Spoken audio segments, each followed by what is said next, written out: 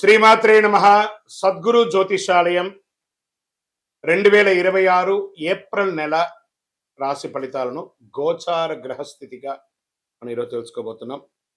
అందరూ ఉగాది సంవత్సరం చక్కగా అందరూ కూడా ఉగాదిని జరుపుకున్నారు అనుకుంటున్నాను. శ్రీరామనవమి కూడా అద్భుతంగా జరిగి ఉంటుంది. ఈ 2026 ఏప్రిల్ నెల ఫైనాన్షియల్ ఇయర్ కదా, ఎలా ఉంది, నాకు రాశి ఫలితాలు ఎలా ఉంటుంది, నాకు ఆరోగ్యం ఎలా ఉంటుంది, నా వ్యాపారం ఎలా ఉంటుంది, నా ఉద్యోగం ఎలా ఉంటుంది, నా జీవితం ఎలా ఉంటుంది, ఇప్పుడు ఉన్నటువంటి పాండమిక్ సిచ్యువేషన్ నా ఉద్యోగం ఉంటుందా పోతుందా, లేదా నా యొక్క ఉద్యోగంలో నెక్స్ట్ లెవెల్కి వెళ్తానా లేదా, నా వ్యాపారం ఎలా ఉంది, నాకు అన్ని రేట్లన్నీ పెరిగిపోయాయి కదా, మా నిత్య జీవితం ఎలా ఉంటుంది, ఇలాంటి క్వశ్చన్ మార్క్స్తోనే అందరూ వీడియో చూస్తున్నారు కదా.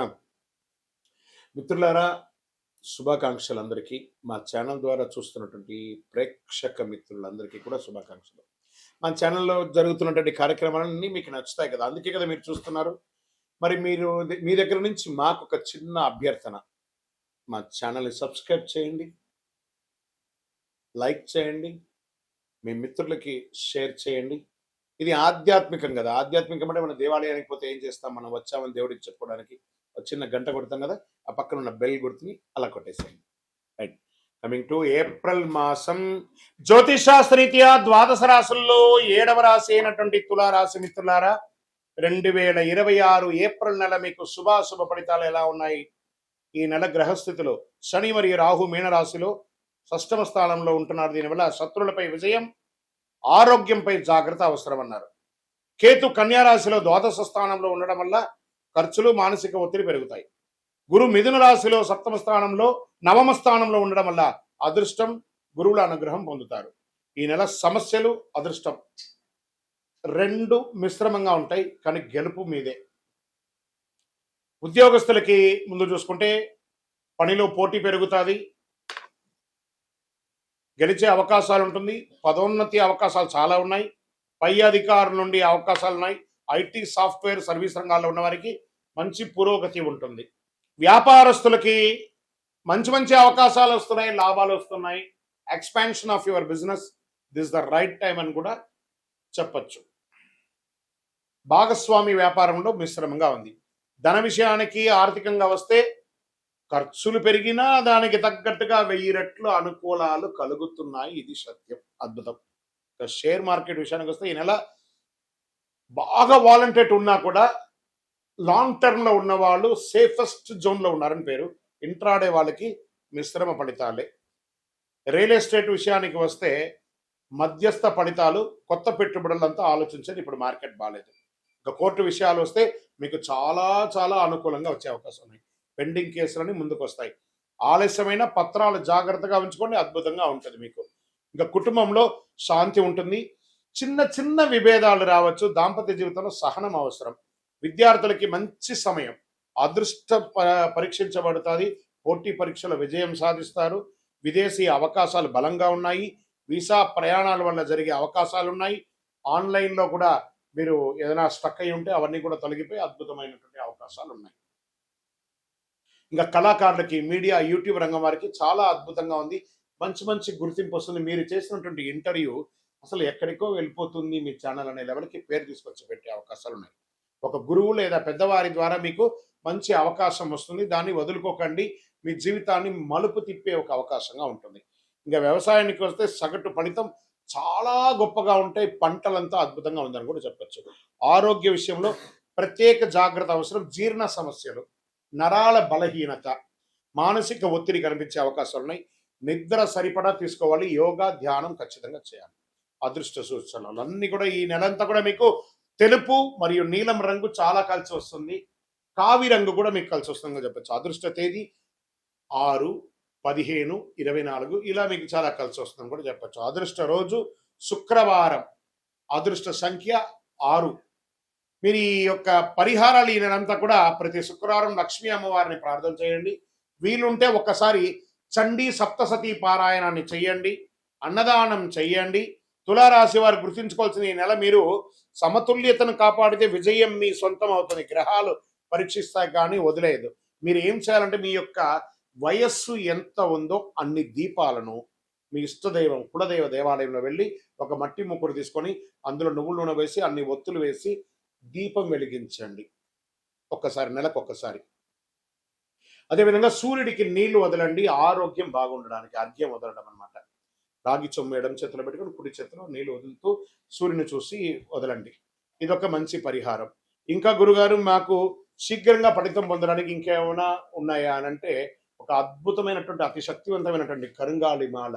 ఈ కరుంగాళిమాల నరదృష్టి పోతుంది, శత్రు నాశనం అవుతుంది. శక్తివంతమైనటువంటి మాల 48 రోజులు మన దేవాలయంలో పూజ చేసి సుదర్శన చండి సుబ్రహ్మణ్య భుజంగ పారాయణం చేసి మీకు సిద్ధంగా ఉంది. కావాల్సిన వారు మా డిస్ప్లేలో కనబడుతున్న నంబర్కి వాట్సాప్ చేయండి. గురుగారు గోచార గ్రహస్థితి చూస్తాం, మా సంపూర్ణ జాతకం తెలుసుకోవాలనుకుంటున్నాము.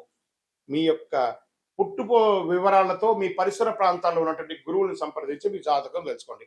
లేదు గురుగారు మీ దగ్గరే మేము అపాయింట్మెంట్ తీసుకోవాలనుకుంటున్నాం, మా డిస్ప్లే నెంబర్కి మీ పేరు, మీ date of birth, time of birth, place of birth WhatsApp చేయండి. మా అడ్మిన్స్ మీకు రిప్లై ఇస్తారు, మీకు స్లాట్ ఇస్తారు. ద్వాదశ రాశి మిత్రులందరూ కూడా శుభాకాంక్షలు. ఈ యొక్క 2026 ఫైనాన్షియల్ ఇయర్ నుంచి ఇంకా మీరు అద్భుతం పొందాలని మనస్ఫూర్తిగా కోరుకుంటూ, మీరందరూ క్షేమంగా ఉండాలని మీకోసం ప్రార్థన చేస్తూ, అఖిలాండ కోటి బ్రహ్మాండ నాయకుడు శ్రీ ధర్మశాస్త్ర అయ్యప్ప స్వామి వారి 18 అవతారముల దేవాలయం జీవకొండలో మీకోసం ప్రార్థన చేస్తున్నాము. అందరూ క్షేమంగా ఉండాలి. వందే మాతరం, వందే మాతరం, వందే మాతరం. చంద్రమౌళి వెంకటేష్ శర్మ గురుస్వామి. విజయోస్తు. స్వామియే శరణమయ్యప్ప. ఏప్రిల్ 1వ తారీఖున అఖిలాండ కోటి బ్రహ్మాండ నాయకుడు శ్రీ ధర్మశాస్త్ర అయ్యప్ప స్వామి వారి యొక్క పుట్టినరోజు జయంతి ఉత్సవాలు. మీ పరిసర ప్రాంతాల్లో ఉన్నటువంటి దేవాలయాలకు వెళ్ళి మామిడి తోరణం పూలతో అలంకరించి స్వామివారికి అభిషేక ఆరాధన చేసి, పడి పూజలు చేసి, అన్నదానం చేసి అద్భుతమైనటువంటి అనుగ్రహం పొందని. మన పిల్లలకి పుట్టినరోజు అయితే, మీ పుట్టినరోజు అయితే ఎలా చేస్తారో అలా ఈ ప్రపంచానికి అయ్యప్ప స్వామి వారి పుట్టినరోజు. శబరిమలలో కూడా ఆరాటు మహోత్సవం, పంపా నదికి స్వామివారిని ఏనుగు మీద ఊరేగింపుగా తీసుకొచ్చి ఆరాటు మహోత్సవం చేస్తారు. అదేవిధంగా మన అయ్యప్ప స్వామి వారి 18 అవతారముల దేవాలయం ప్రపంచంలో ఎక్కడా లేదు. అలాంటి దేవాలయంలో ఏప్రిల్ 1, 26, 2026 బుధవారం నాడు ఉదయం అష్టద్రవ్య మహాగణపతి హోమం, అష్టాభిషేకం, ఆరాట్ భక్తులచే స్వయంగా అభిషేక ఆరాధన చేసి అన్నదానం చేస్తున్నాం. నహి నహి బహుదానం అన్నదానం సమానం అన్నారు. మీ అందరి కోసం అయ్యప్ప స్వామి వారు ఎదురు చూస్తున్నారు. బ్రహ్మశ్రీ డాక్టర్ చంద్రమౌళి గురుస్వామి గారి ఆధ్వర్యంలో ఏప్రిల్ 1వ తారీఖున అద్భుతంగా జరగబోయే అయ్యప్ప స్వామి వారి జయంతి ఉత్సవాలు పడిపూజకు రావాలని మనస్ఫూర్తిగా అందరినీ ప్రార్థన చేస్తున్నాం. ఈ దేవాలయం తిరుపతి పట్టణంలో జీవకోణ అనే ఒక ప్రాంతంలో అలిపిరి, కపటి తీర్థం, జీవకోణ అని కంటిన్యూగా ఉండే ఆ కొండ చర్యల కింద జీవకోణ అనే ఒక ప్రాంతంలో జీవలింగేశ్వర స్వామి సన్నిధానంలో అయ్యప్ప స్వామి 18 అవతారాలుగా కొలువై ఉన్నారు. రైల్వే స్టేషన్ నుండి, బస్టాండ్ నుండి 3 కిలోమీటర్లు, ఎయిర్పోర్ట్ నుండి 12 కిలోమీటర్ దూరంలో ఉన్నటువంటి ఈ యొక్క దేవాలయానికి తప్పక జీవకోణాన్ని మీరు గూగుల్లో కొట్టగానే వచ్చేస్తుంది. అద్భుతమైనటువంటి ఒక దేవాలయం మీకోసం ఎదురు చూస్తూ ఉన్నాడు. అయ్యప్ప అనుగ్రహ వర్షాన్ని కురిపించడానికి ఆయన పుట్టినరోజుకి రండి. మీ జీవితం అంతా పుట్టినరోజులాగా చేస్తూనే ఉంటారు. అతి శక్తివంతమైనటువంటి దేవాలయం. ఈ దేవాలయంలో అడుగు పెట్టాలంటే నుదుట రాత రాసి ఉంటేనే ఆ దేవాలయంలో అడుగు పెట్టగలరు. రండి, అయ్యప్ప అనుగ్రహం ఇవ్వడానికి సిద్ధంగా ఉన్నారు. విజయోస్తు. చాలా మందికి ఇప్పుడు ధర్మ సందేహాల్లో మనం వెళ్తాం. చాలా మందికి శని భగవానుడు ఎందుకు దుష్టగ్రహంగా భావిస్తారు? అందరూ భయపడతారు. ఎందుకు శని అంటే ఎందుకు భయపడతారు? భక్తులారా, దీని గురించి తెలుసుకోవాలి. శనిగ్రహం దుష్టగ్రహం కాదు. శనిగ్రహం ఒక కఠినమైనటువంటి ఒక గురువు. నువ్వు ఎలా ఉండాలి, నీ జీవితంలో ఎలా నీ మార్పులు చేర్పులు జరగాలి అని చెప్పే ఒక అద్భుతమైనటువంటి ఒక సూత్రధారి, ఒక ధర్మ దారి చూపించే ఒక మహానుభావుడు ఎవరైనా ఉన్నారంటే అది శని భగవానుడే. శని యొక్క స్వభావం ఏమిటంటే మన జీవితంలో చేసిన కర్మ ఫలితాలని ఆయన కడుగుతారు. మన తప్పు చేసే శిక్షిస్తుంది, సరైన మార్గంలో నడిపించే గొప్ప ఫలితాన్ని ఇస్తారనమాట ఆయన. అందుకే శనిని న్యాయాధిపతిగా అంటారు. అందుకే ఏ దేవుడికి కూడా లేని ఈశ్వర శబ్దాన్ని కలిగినటువంటి వాడు. ఏం చెప్తారు? ఈశ్వరుడికి మాత్రం ఈశ్వర శబ్దం ఉంది కదా, శనీశ్వరుడు అన్నారు. శని ఈశ్వర శబ్దం కలిగిన వాడు కాబట్టి ఆయన ఏం చేస్తాడంటే మనల్ని ఆర్థికంగా నువ్వు ఎలా ఉండాలి ట్యూన్ చేస్తాడు, బంధాల్లో ఎలా ఉండాలి ట్యూన్ చేస్తాడు, సమాజంలో ఎలా ఉండాలి ట్యూన్ చేస్తాడు. నీ నోటి వల్ల వచ్చినటువంటి తప్పులే ఉంటుంది, దాన్ని ట్యూన్ చేస్తాడు. ఎన్ని రకాలుగా అంటే ఆయన ఏ రకంగా మన దాంట్లో ప్రయాణం చేస్తాడు. ఏళ్నాడు శని, అష్టమ శని, అర్ధాష్టమ శని, కంఠ శని, జన్మ శని, ఇన్ని రకాలుగా మనలో వచ్చి మన జీవితాన్ని మారుస్తుంటాడు. ఆయనకి ఎంత కృతజ్ఞత చెప్పాలి కదా. ఆయన దుష్టగ్రహం కాదండి. ఆయన్ని ప్రేమించడం మొదలు పెట్టండి. మందగమనుడు, కాకపోతే కొన్ని అర్థం కాకుండా ఇబ్బంది పెడుతుంటాడని అనుకుంటారు, కానీ మనం చేసే పనిని ఇన్స్టెంట్ గా చేసామంటే ఇబ్బంది పడిపోతాం. ఆయన మందంగా స్లోగా మనల్ని ట్యూన్ చేసుకుంటూ వస్తాడు. అబ్బా ఇంతకంటే కష్టం నేను పడలేదండి అనేదాన్ని చూపిస్తాడు, కానీ చంపేయడు, జాగ్రత్త పట్టిస్తాడు. అందుకే శని న్యాయాధిపతి, న్యాయం పక్కన ఉంటాడు. ఎందుకు కష్టాలు ఇస్తాడంటే అహంకారం తగ్గించడానికి కష్టాన్ని ఇస్తాడు, ఆలస్యత్వాన్ని తొలగించడానికి కష్టాలు ఇస్తాడు, మనలో ఉన్న బలహీనతలను బయట పడేయడానికి కష్టాలు ఇస్తాడు. శని మనల్ని పరీక్షిస్తాడు. శని కాలంలో డబ్బు కష్టమవుతుంది, సంబంధాలు పరీక్షలు లోపం అవుతుంది, మానసిక ఒత్తిడి పెరుగుతుంది. కానీ కష్టం వెనక ఉన్న అసలు ఉద్దేశం మనల్ని బలంగా తయారు చేయడానికి. శని ఇచ్చే ఫలితాలు ఆలస్యంగా వస్తాయి, కానీ వచ్చిన తర్వాత శాశ్వతంగా ఉండబోతున్నాయి. అలాంటి వాళ్ళు ఎవరైనా ఉన్నారా ఈ 2026లో అంటే?